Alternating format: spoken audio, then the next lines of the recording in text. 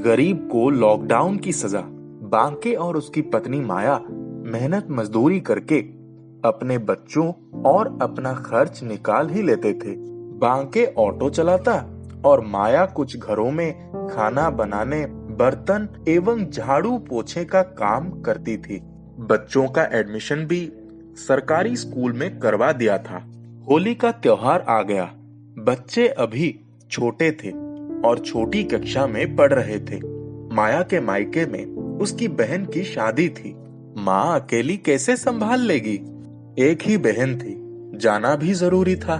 दोनों ने सोचा एक हफ्ते के लिए गांव चलते हैं, होली भी मना लेंगे और उसके बाद शादी हो जाएगी तो वापस आ जाएंगे। माया ने अपनी बहन के लिए साड़ी खरीदी, दूल्हे के लिए कपड़े लिए, अपने बच्चों के लिए तथा अपने और बांके के लिए भी एक एक कपड़ा लिया। उसको जितनी तनख्वाह मिलती थी सब तो बाजार करने में ही खर्च हो गया। बांके के पास जितने पैसे थे वही लेकर वो लोग दिल्ली से शाहजहां के लिए निकल गए। होली पर ही कहीं कहीं ये ऐलान हो रहा था कि कोई बीमारी आई है जिसकी वजह से सरकार होली पर ज्यादा लोगों के इकट्ठा होने से मना कर रही है। होली के बाद माया की बहन की शादी थी। शादी के बाद ही तीसरे दिन उन लोगों को ट्रेन पकड़नी थी, लेकिन शादी के दूसरे दिन बेटे को तेज बुखार चढ़ गया। माया असमंजस में पड़ गई। क्या करे? इतनी तेज बुखार में बेटे को कैसे लेकर जाएगी? मायके में भी माँ के अलावा कोई नहीं था। वो बेचारी भी तो लोगों के घरों में काम करके किसी तरह से दोनों बेटियों की शादी करने में निपटी थी। बांके सुबह ही जाकर बच्चों को डॉक्टर को दिखाकर लाया। डॉक्टर ने कह दिया था कि इतनी तेज बुखार में ट्रेन या बस में नहीं ले जाना, वरना बुखार और बढ़ सकता है। बांके ने माया से कहा, ऐसा करते हैं तुम रुक जाओ, उसकी तबीयत ठीक हो जाएगी तो आ जाना, मैं चलता हूँ। ऑटो चलाकर कुछ पैसे ही मिल जाएंगे। अब तो ज्यादा पैसे भी नहीं बचे हैं। माया कुछ नहीं बोली, पर उदासी उसके चेहरे पर छा गई।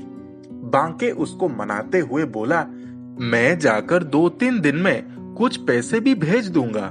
थोड़े पैसे माँ को भी देने पड़ेंगे, सब कुछ तो शादी में खर्च हो गया है। माया ने चुपचाप उसका बैग उसे थामा दिया, पर माया को उसका अकेले जाना अच्छा नहीं लग रहा था।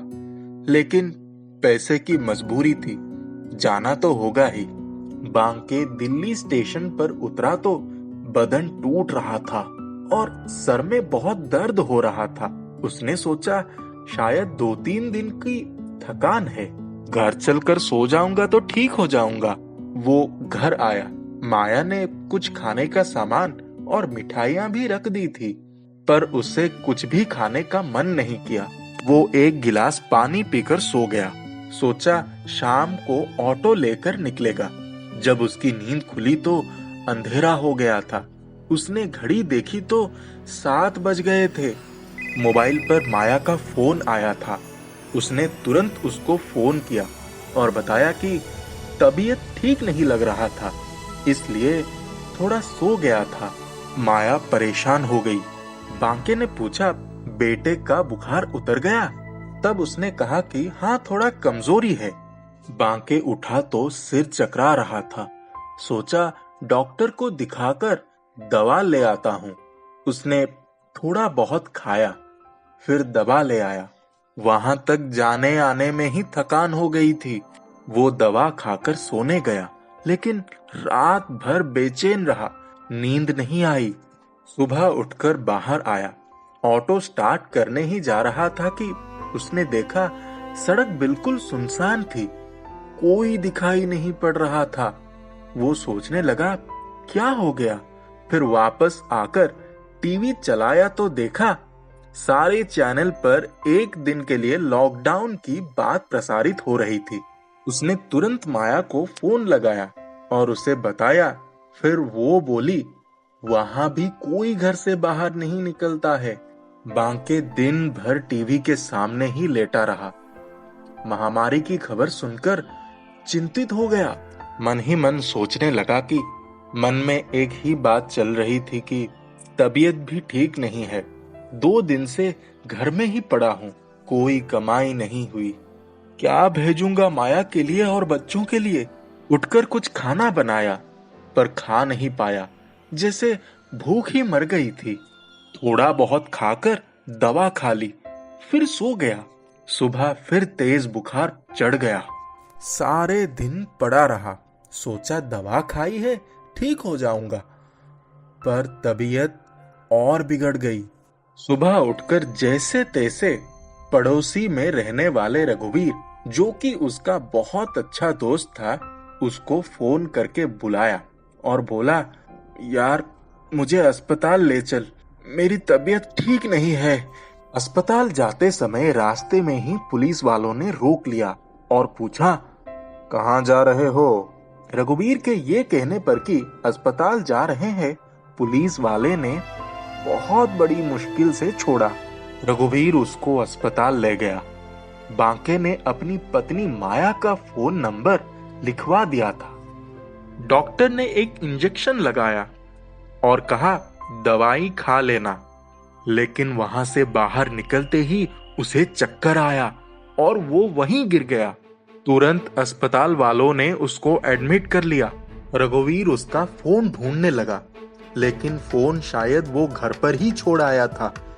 रघुवीर उसको अस्पताल में ही छोड़कर घर चला गया। शाम को 8 बजे पुलिस वालों को अस्पताल की पर्ची दिखाकर किसी तरह से अस्पताल पहुंचा तो बांके उस बेड पर नहीं था। पूछने पर मालूम हुआ कि वो तो 3 बजे ही अधिक बुखार होने के वजह से ब्रेन हैमरेज की वजह से चल बसा है। अस्पताल वालों ने उसके लिखाए हुए नंबर पर बहुत बार कॉल किया, लेकिन फोन स्विच ऑफ आ रहा था। रघुवीर किसी तरह गिरते पड़ते घर आया। उसने बांके के कमरे का ताला तोड़कर उसका फोन उठाया, फिर चार्ज करने को लगा दिया और वहीं बैठकर गमछे से मुंह ढककर बिलखने लगा। वो दोनों साथ साथ ही ऑटो चलाते थे। रोज का उठना बैठना था। फोन चार्ज हो गया। उसने माया को फोन करके कहा, भाभी बड़ी अनहोनी हो गई है, बांके हम सबको छोड़कर चला गया। माया के हाथ से फोन छूट गया। बहुत देर तक रोने पीटने के बाद वो रघुवीर को फोन करके सिसकते हुए बोली, भैया हाथ में एक भी पैसा नहीं है और सारी बसें ट्रेनें बंद हैं। क्या करूं मैं, कैसे आऊं मैं। रघुवीर ने कहा, मैं देखता हूँ क्या कर सकता हूँ। वो पुलिस वालों के पास गया और सारी बातें बताई। पुलिस वालों ने कहा, हम अस्पताल वालों को कहकर उसकी मिट्टी गांव भेजने की कोशिश करते हैं, परंतु कोई फायदा नहीं हुआ। पूरा दिन निकल गया।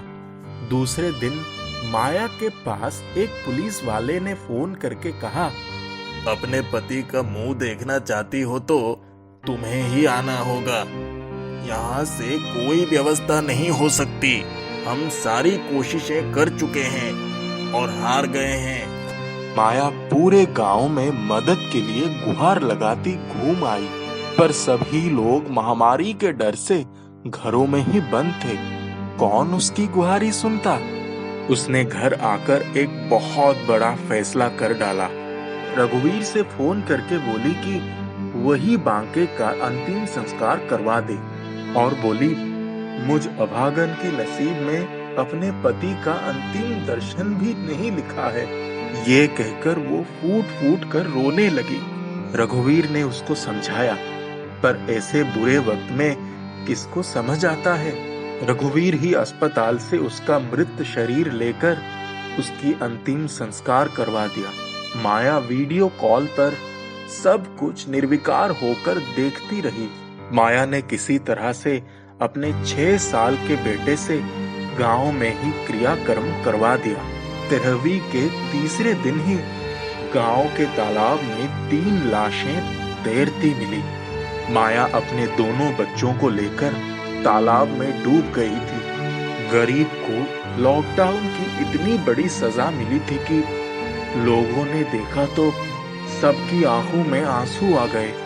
सभी गरीबों के मन में एक ही बात चल रही थी कि आगे कौन कैसी विपत्ति से गुजरेगा, ये कोई नहीं जानता। पूरे गांव में शोक व्याप्त हो गया था।